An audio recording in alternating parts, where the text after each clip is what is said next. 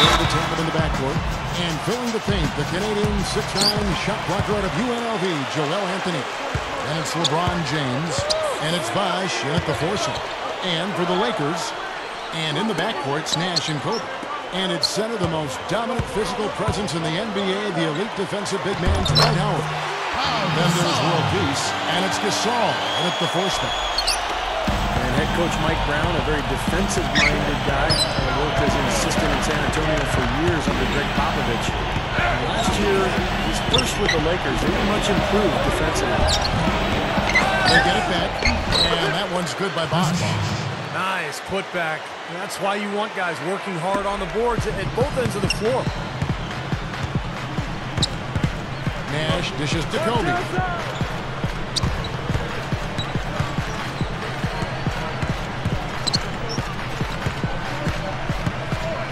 Back to Nash. Feeds it to Gasol. Clock at 4. Money shot. Count the bucket. And you talk about the defensive first philosophy for Coach Mike Brown. And Steve, it certainly helps to have the size the Lakers do inside to use that kind of system, to use that philosophy. That's right, Kevin. And remember, they had the same philosophy in San Antonio where Mike Brown was an assistant. Because of the size with Duncan and Robinson. So with the Lakers size now, it's a similar defensive scheme, forcing everything to the baseline, into the help, make players shoot over the top of the Laker bigs. And it's been a blueprint for success for Mike Brown, not only in L.A., but Cleveland, Indiana, and San Antonio as well. Now here's LeBron, following the miss by Steve Nash. And Gasol sends it back. Nash with it. And Bosh picks him up defensively. Gets it to go. Nash has got his first basket of the night. Love the finish there. Not much defense, though. You know, and moving forward for Miami, they probably won't have a lot of cap room because of the big contracts of Bosh, Wade, and LeBron. But remember, it is easy to lure free agents to Miami because of the presence of those three, and then also the attraction of living in Miami. That's good.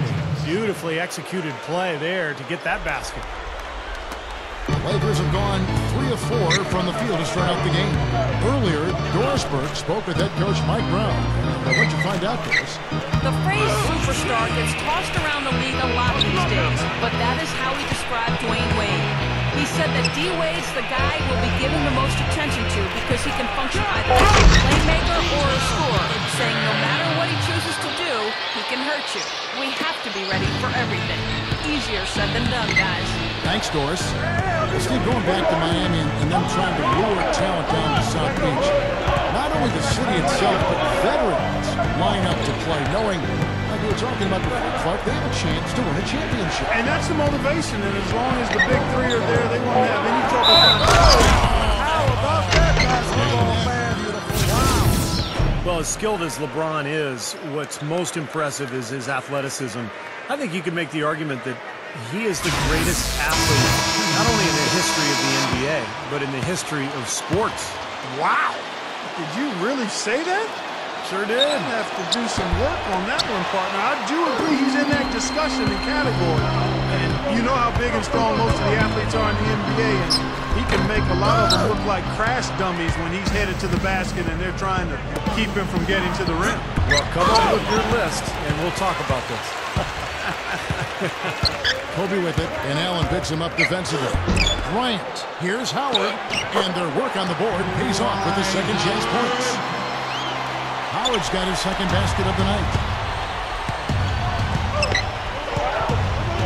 And here in the first quarter, with a little over 3.5 minutes played, and Chalmers kicks to Wade.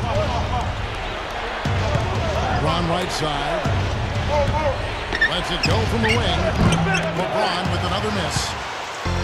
Well, when you talk about Dwight Howard, the first thing that comes to mind is that dominant interior presence. Defensively, he can do it all with his tremendous strength and athleticism. And offensively, he's made steady progress to the point where he's a 20-point-a-game scorer, big-time play.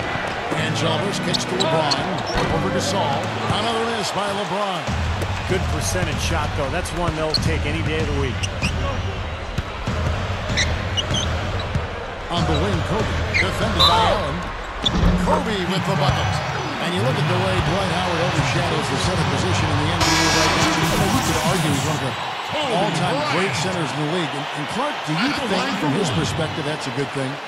I'm not necessarily sure. You got to be careful how much praise you heap on young players. Everybody handles it differently. I think you're better served to earn it over time before people start making proclamations about the great this, the great that. I think you'd love to see more great centers or outstanding centers emerge who could stand toe-to-toe with Dwight and really challenge him to continue to push himself to be the best. About 7 seconds separating the shot and game clocks.